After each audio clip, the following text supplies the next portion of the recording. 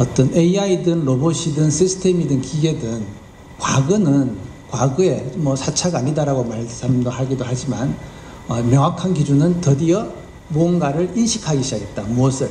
사람의 언어를, 사람의 몸짓을, 자연의 언어를, 자연의 몸짓을. 즉 기계가 자연을 이제 인식하기 시작했다라는 거죠. 여러분 들어 쓰고 계신 이를테면 알렉사, 아마존 알렉사라든지 뭐 구글 홈 스피커 이런 거 있잖아요. 이제 인간의 언어를 이제 충분히 인식할 수 있는 시대로 왔고, 조금 더 지나면 이제 몸짓을 인식하는 거죠. 우리가 과거에 보면 시스템에 사람의 어떤 의사를 전달하는 방식이 어떤 입력기를 통하게 하거나 아니면 어떤 뭔가 스쳐 지나갈 때 어떤 코드를 가지고 그 코드를 인식하는 건데, 그것은 사람의 몸짓이나 언어를 인식하는 게 아니거든요. 그걸 인식하는 게 아니라 어떤 약속된 무언가를 인식하는 것인데, 그 시대가 이제 끝나고 그야말로 자연스러움을, 자연에 존재하고 있는 것을 인식하기 시작했다. 그래서 거기에 맞춰서 그러면 어떤 변화들이 올 것인가를 우리가 조금씩 이제 미시적으로 분석해 나가는 게 필요하지 않을까라는 생각이 좀 들고요. 그 다음, 오늘 이제 미나 이사장님께서도 말씀 많이 하셨지만, 저는 욕망에 대한 얘기를 항상 많이 하지 않습니까? 하는데, 저는 욕구와 욕망은 점점점 분화되고 분절되고 다단화되는 것이기 때문에, 한국, 일본, 미국 뭐 직업의 수 이렇게 카운트만 할 때도 보면 10,000, 20,000, 30,000 말씀하시잖아요. 그게 결국은 사회적으로 욕구는 구성이 되기 때문인 거죠. 사회적으로 욕구는 구성이 되기 때문에, 이를테면 소득 수준이 한 $5,000 정도, $10,000 수준인 곳에서 오늘도 많이 보여줬던 창직의 사례들, 이를테면 반려동물에게 어떤 보조기구를 만들어준다든지 또는 웰다잉이라든지, 이러한 욕구는 나올 수가 없겠죠. 그게 이제 소득 수준이 또는 사회적으로 욕구들이 계속 분화해 가면서 새로 그 욕구를 충족시킬 수 있는 장치들, 시스템들, 서비스들이 나오는 것이기 때문에, 그래서 저는 직업의 총수가 그 사회가 어느 정도까지 분화되어 나가 있는가를 결국은 말해주지 않는가라는 생각을 조금 갖고 있습니다. 끝으로 이제 창직과 또는 신직업에 대해서 잠깐 말씀을 드리면, 저는 창직은 우리가 어떤 교육을 통해서 또는 어떤 모아져서 아이템을 발굴한다라는 측면에서 만들어진다기보다, 오늘 예시되었던 대부분의 사례들도 보면 어떤 아이템을 어떻게 발굴을 할까를 통해서 나오는 것이 아니라 각자의 삶 속에서 어떤 필요와 기회에 의해서 창출이 되는 것 아닙니까? 각자의 삶 속에서 필요와 기회에서 창출이 되는 것이기 때문에, 결국은 저는 창직은 기업가 정신하고도 거의 저는 일맥상통한다라고 봅니다. 그래서 저는 만약에 창직이 개인의 삶 속에서 만들어져야 함에도 불구하고 어떤 제도적 틀 안에서 교육이라든지 어떤 시스템이라든지 프로그램 안에서 만약에 만들어지더라도 바람직하다고 보지는 않지만, 그러나 그 속에서 저는 기업가 정신이 함양될 수 있는 기회가 함께 주어진다고 봅니다. 왜냐? 그 교육은 대부분이 프로젝트 기반으로, PBL 기반으로 대부분 사업들이 또는 멘토들의 어떤 역량들이 쏟아져 나올 거라는 거죠. 그렇기 때문에 지식을 전달하는 게 아니라 프로젝트 기반의 러닝이 결국은 창직 관련된 교육에는 들어갈 수밖에 없을 것이고, 그 과정은 결국은 기업가 정신을 함양시키는 교육으로 승화되는데도 함께 도움이 될 것이다.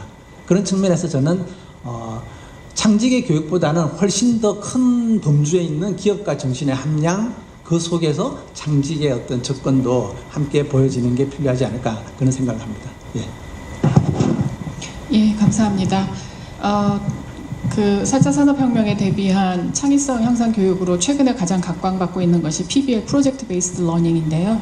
이 PBL이 사실은 자신의 관심과 흥미에 기반해서 사회적인 문제를 발견하고 그것을 자신의 이제 역량과 흥미, 관심을 가지고 이제 풀어나가는 프로젝트를 만드는 것이죠. 이것이 말씀하신 대로 기업가 정신 함양하는 그런 교육과 밀접하게 연관이 되어 있고, 이것이 또 창직으로 이어지거나 신직업의 창출로 이어질 수 있는 부분의 영역이 가능성이 열려 있다고 봅니다. 감사합니다. 다음으로 인토피아의 정현호 대표님. 발표하겠습니다. 안녕하십니까. 저는 인토피아 대표 정현우입니다. 제가 하는 일을 소개해드리려면요. 지금 페이지에 170페이지가 저희 인토피아의 소개인데요. 저희는 지금 21세기 4차 산업혁명 초기에 살아가는 청년들로서 우리가 생각했을 때 사회 문제라고 보여지는 것들을 저희 스스로 좀 정의하고 우리 나름의 방식으로 좀 더 빠르게 바꿀 수는 없을까, 더 좋은 세상이 더 빠르게 오진 않을까, 이런 생각 속에 프로젝트를 다양하게 진행하는 소셜 벤처입니다. 저희가 하는 일은 참 우연히 많이 겹쳐서 이렇게 하게 됐는데요. 최근에 이렇게 민간을 보면 기업가 정신이라고 얘기를 많이 하는데 공공 영역에서도 퍼블릭 엔터프레너십이라는 게 있지 않을까 이렇게 해서 검색했더니 2009년부터 외국에 사용되는 걸 좀 봤습니다. 그러면 정치 제도와 사회 문제 관련된 폴리티컬 엔터프레너십은 없을까 찾아봤더니 그건 조금 다르게 해석되더라고요. 그 기회와 이해관계를 위해서 도전하는 사람처럼 이렇게 해석되길래 퍼블릭 엔터프레너십이라고 생각하고 도전을 해보자라는 마음으로 하게 됐는데요. 저는 처음에는 학점은행제로 시작을 했다가 한양대학교 경영학과로 편입을 했던 사례입니다. 당시 2009년도쯤에는 뭐 이런 다양한 자기 창직, 자기 분야 이런 건 없었고요. 학벌 사회가 되게 많았던 그런 시기여서 사회 인식과 이런 제도를 좀 무시할 수가 없었습니다.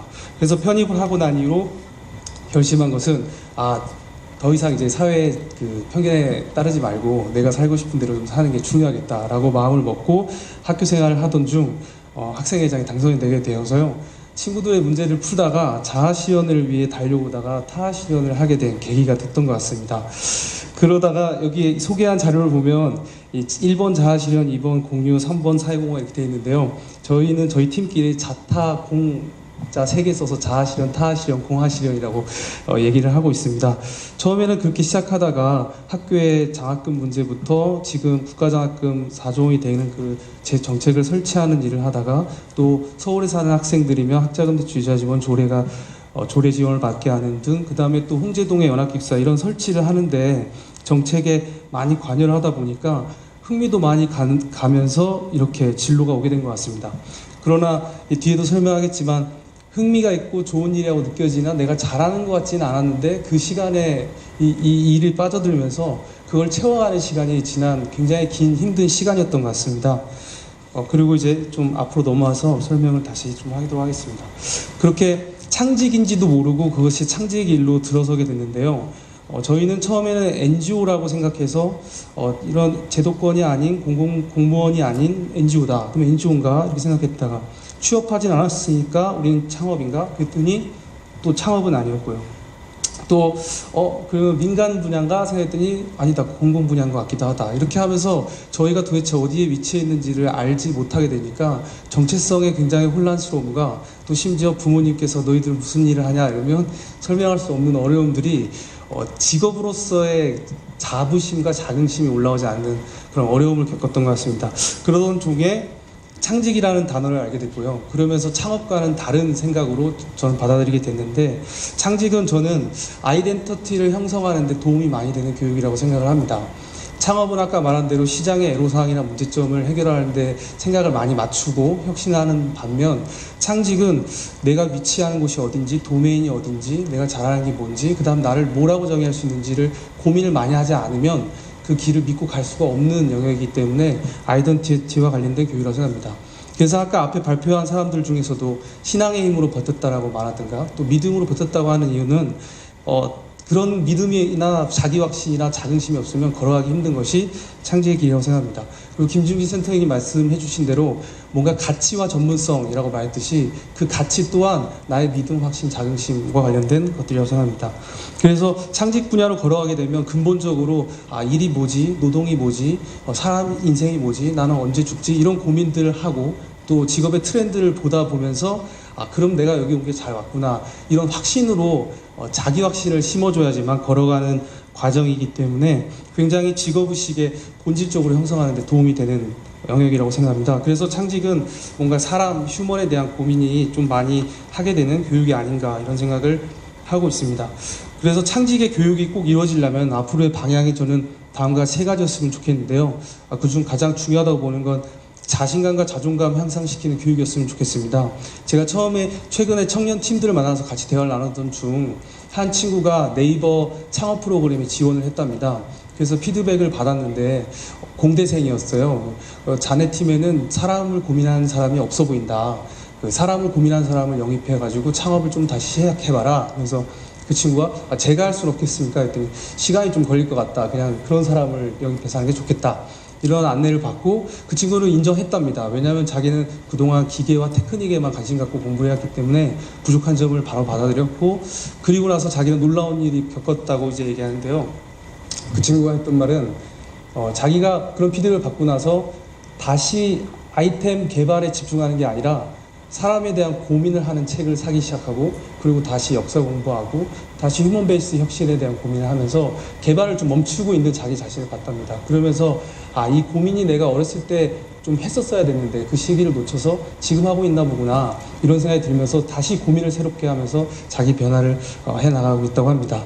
저는 그걸 보면서 어떤 생각이 들었냐면, 청년 시기에 각각 그 시기에 맞는 고민이 필요한데 각 나이대마다 다른 고민이 다 저마다 주어지는데, 그 고민을 제때제때 해결하지 못하고 넘어왔기 때문에 지금 청년 딱 나이가 먹고 이런 자신감, 자존감이 다 무너진 상태로 등장하는 게 아닌가, 이런 생각이 들었고요.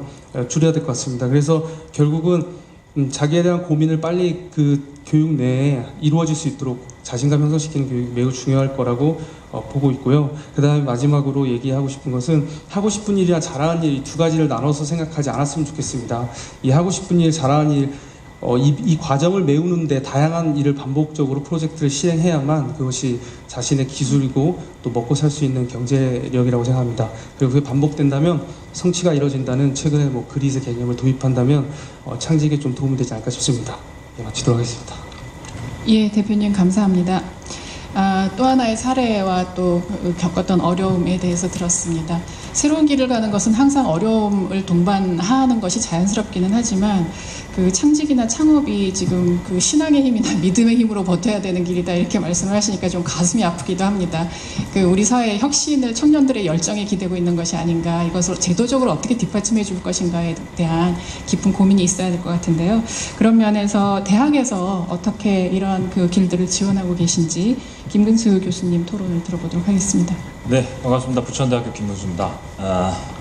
오늘 토론 들으면서 제가 사실은 오늘 이 자리에서 말씀드리려고 했던 내용들을 조금 적어놨었는데, 그런 이야기들을 너무 많이 들으신 것 같아서 지금 제가 대학에서 이걸 하면서 느꼈던 점들을 조금 말씀드리고, 창직과 관련해서 정책적으로 좀 부탁드리고 싶은 이야기를 좀 드리도록 하겠습니다. 여기 이 자리에 모신 분들이 대부분 그 중고등학교에서 진로 지도를 한다거나 대학에서 또 학생들을 가르쳐 하시는 그런 진로와 취업 부분들에 대해서, 또 창업 부분들에서 고민을 하시는 분들이 많이 계시다고 들었습니다. 그분들이 이 이야기를, 오늘 세미나를 들었을 때 창직 굉장히 좋은 것 같아, 그거 되게 만들면 좋겠다, 우수사례하는 거 되게 잘 사는 거 좋을 것 같은데 라는 생각은 분명히 가지실 것 같은데, 만들어낼 수 있을까? 저걸로 애들이 정말 해가지고 밥 벌어먹고 살 수 있을까? 라는 고민을 굉장히 많이 하실 것 같아요. 또 하나, 또 다른 측면으로 보면, 창직 되게 새로운 직업을 만들었다고는 생각하는 것 같은데 말장난 같다는 얘기도 좀 생각도 들어요. 무슨 여행, 혼자 여행 전문가? 그 전에 혼자 여행하는 사람들은 여행을 못했나? 그런 거 안내? 여행사한테 물어보면 이렇게 하세요 다 얘기해 줬었는데, 그거 혼자 하는 사람들한테만 그거 안내해 주는 게 무슨 또 새로운 직업이야? 기존 여행사가 하던 직업 중에서 좀 조금 세부적인 거 아니야? 그걸 또 창직이라고 그럴싸하게 포장하는 거 아닌가? 이런 생각도 들고 좀 그렇습니다. 근데 아무튼 다 좋은데 그것만으로도 먹고 사는 것도 애매할 것 같고, 왜 그런 거면 우리 애들한테 정말 그런 걸 해라고 얘기를 해야 하는가? 그러면 우리 애들이 그런 거를 정말 창직에 시간을 쏟는 게 의미가 있는 일인가? 라는 생각이 드는데, 저는 지금 창직을 이제 대학에서 우리 창조역량 인재 양성 사업이 시작될 때부터 계속 지도를 해오고 있어요. 아이들한테 이제 설명할 때 그런 얘기들을 합니다. 너네들이 요즘에 기업이 가장 원하는 인재가 뭐라고 생각하느냐. 요즘에 창의적인 인재를 원한다 그러고, 진취적인 인재를 원한다 그러고, 적극적인 인재를 원한다고 한다. 그러면 너네들이 내가 그런 사람이라고 하는 것을 어떻게 증명할래? 이력서 자기소개서 안에 어떻게 담아낼래? 그 짧은 5분 10분 하는 면접 시간 동안에 너희들이 그걸 뭘로 증명을 할 수 할래? 그것의 가장 좋은 방법이 나는 창직이라고 생각을 한다. 창직은 그런 여러 가지 활동을 통해서 너희들이 정말 그럴싸한 직업으로 무조건 그 직업으로만 너가 앞으로 먹고 살라라고 하는 그런 활동이 아니다. 너네들이 어떤 아이템을 구체화시켜서 아이템을 정해서 그것들을 구체화시키는 과정 속에서 만나는 여러의 전문가들 속에서 전문가들을 만나면서 너희들의 역량이 길러질 것이고 그 관련 분야의 전문 지식도 쌓아질 것이고 그걸 기반으로 니네들이 현재 너네들의 위치에서 갈 수 있는 직장보다 훨씬 더 좋은 직장에 취업을 할 수도 있는 것이고 그거와 관련된 일을 하는 기업에서 너 혼자 하지 말고 야, 너 아이템 굉장히 좋은데 너 나랑 같이 한번 해보자 라고 하는 지금의 어떤 그 직업세계 기업의 취업에 있어서도 양질의 일자리로 갈 수 있는 그런 방안이라고 저는 생각을 합니다. 왜냐하면 4차 산업시대에 대해서 4차 산업시대에서 굉장히 중요한 창의성을 가지고 그동안 인류는 먹고 살아왔는데 과거에는 원천 창조였잖아요. 무에서 유를 만들어내는. 오늘 발표된 많은 우수한 사례들은 저는 과거의 원천 창조와 같은 개념의 원천 창직이라고 생각하는 개념들이 많이 발표됐다고 생각을 해요. 그 다음에 두 번째로는 창의의 발전에서는 모방 창조였죠. 일본이 막 다른 나라 하는 거 따라 해가지고 막 급성장했듯.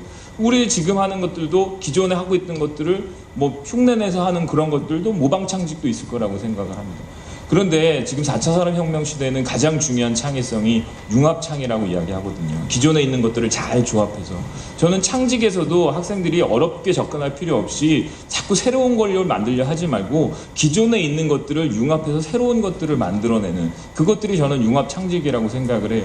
우리 아까 우수 사례 발표했던 웰다잉 전문가 그것도 죽음에 대한 깊은 고민도 필요하지만 사진을 찍어주고 그거에 대한 스토리를 만들어주는 어떤 미디어 능력이라든가 인문학적인 능력이 다 결합돼야만 할 수 있는 것들이라고 보거든요. 그래서 그런 능력들이 창직에서도 굉장히 중요한 능력이라고 생각을 하는데 그런 활동들을 하면서 단순히 우리가 창직을 해서 창직의 성과를 얼마큼 새로운 직업이 만들어졌느냐 네가 그래서 얼마큼 돈을 벌었니? 라고 하는 측면으로 갈 것이 아니라 우리 젊은이들이 이 창직 활동을 통해서 많은 기업, 우리 이제 대학에 많이 하고 있는 것 중에 캡스톤 디자인이라는 것들이 있거든요. 그것들이 현장의 기업들과 어떤 작품을, 우리 졸업 작품을 같이 함으로 인해서 현장 적응력이 높아지고 관련했던 기업의 취업률이 높아지는 것이기 때문에 굉장히 우수한 사례라고 적극적으로 권장하고 있는데 저는 이것이 창직이 캡스톤 디자인과 마찬가지라고 생각을 합니다. 많은 기업의 전문가들을 만나면서 그것들을 통해서 그 기업에 취업이 되는 저희 학과 학생들 중에 유아교육과 학생들이 그런 것들을 많이 하기 위해서 유치원 원장님들을 만나다 보니까 원장님들이 야, 난 너 같은 애 처음 봤다. 너 우리 유치원에 와서 나랑 같이 일할래? 라고 하는 친구도 있었고요. 전자과 학생들 같은 경우에 LED 관련한 어떤 내가 그런 창직을 한번 해보겠다라고 했을 때 LED 관련 기업들을 많이 만나다 보니까 우리나라 최고의 LED 관련 기업에서 야, 너 그러면 네 아이템을 우리 회사 와서 한번 해봐라 라고 해서 그 회사로 취업이 돼요. 그러니까 그 학생들은 사실은 그 정도의 역량을 갖추지는 못했어요. 그 기업에 취업을 할 만한 역량, 스펙을 다 갖추지는 못했는데 이 창직 활동을 통해서 그 기업으로 갈 수 있는 그런 기회들이 창직의 또 다른 굉장히 중요한 장점이 아닐까라고 생각을 합니다. 그래서 그런 부분들이 우리 선생님들이 학 현장에서 아이들에게 그것만 하는 게 아니라 그 경험이 아이들이 나중에 무언가를 하는데 굉장히 중요한 밑거름이 될 수 있기 때문에 그런 부분들을 적극적으로 권장하셔도 유용하겠다. 그래서 마지막으로 제가 당국에 한마디만 말씀을 드리면 이 창직이 이렇게 발전돼 오면서 인력도 굉장히 그러니까 참여 대상 인원이 좀 많이 줄었어요. 그리고 산업인력공단에서 이 창직의 개념을 잘 모르고 추진하다 보니까 정책의 평가의 방향, 그 다음에 창직의 활동 내용의 제약도 굉장히 다르게 되어 현장을 무시하고 하는 현상들이 벌어져서 그런 부분들에서는 조금 적극적으로 개선이 돼야 될 필요가 있다고 생각을 합니다. 예, 김근수 교수님 감사합니다. 자연스럽게 정책적인 제안을 해주시면서 공을 신호철 과장님께로 넘겼는데요. 신호철 과장님 토론 부탁드립니다. 5분입니다. 예, 청년고용기획과장입니다. 사실 창직이 청년만의 문제는 아닌데 제가 일단 나왔는데요.